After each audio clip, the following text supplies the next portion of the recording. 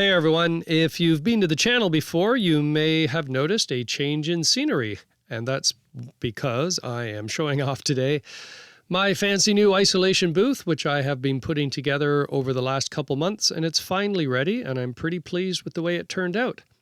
And I wanted to show you how I've turned a small corner of a modest condo into a functional home recording studio. I thought you might get a few ideas for your own space, so I wanted to walk you through it.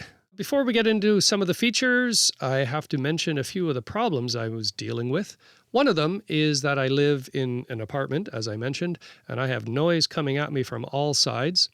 So one of the things I needed to do was to create enough baffling to keep the outside noise from coming in.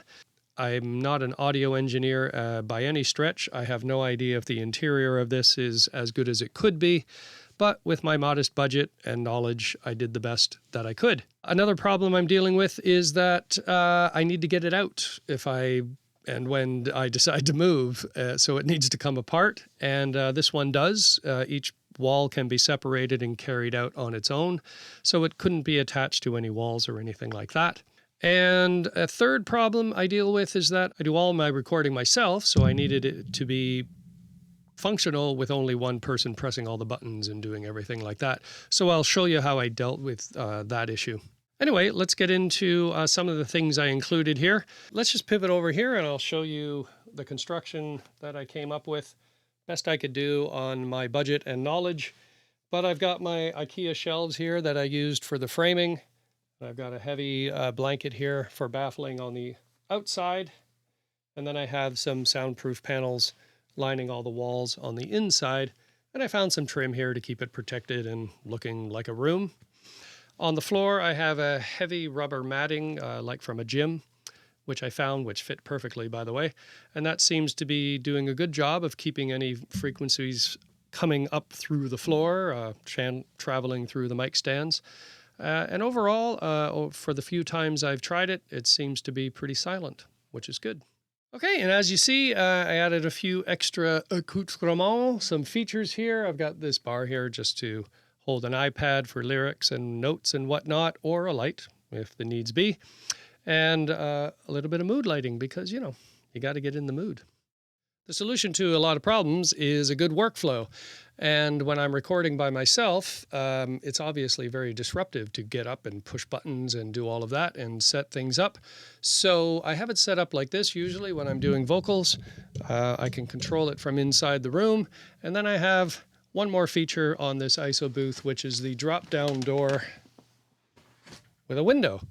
And that allows me to see Logic running on my computer screen from inside the room, so I can do all the fiddling I need to do without having to get up and down, and that seems to work quite well. Well, if you live in an apartment, you can't blast your amp at full pop to get the full tonal range.